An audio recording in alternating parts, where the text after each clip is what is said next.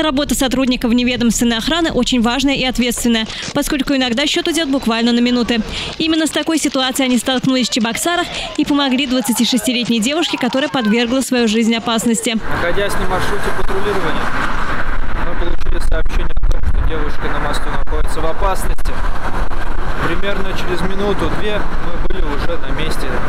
Утром 2 июня старший инспектор управления вневедомственной охраны по Чувашской республике, старший лейтенант Владимир Савинов, при следовании на службу заметил девушку, сидящую на перилах путепровода на проспекте Мира в Чебоксарах. Не имея возможности самому оперативно прийти на помощь нуждающейся, офицер принял решение направить к месту назревающей трагедии экипаж вневедомственной охраны, несущий службу в данной части города. Подъехав по указанному адресу, мы увидели девушку, которая сидит на перилах моста. Свесив ноги, было принято решение немедленно ее спасти. Подкрались осторожно сзади, спустили ее на тротуар. Спустив ее на тротуар, пытались ее успокоить и оставались с ней до передачи медбригаде.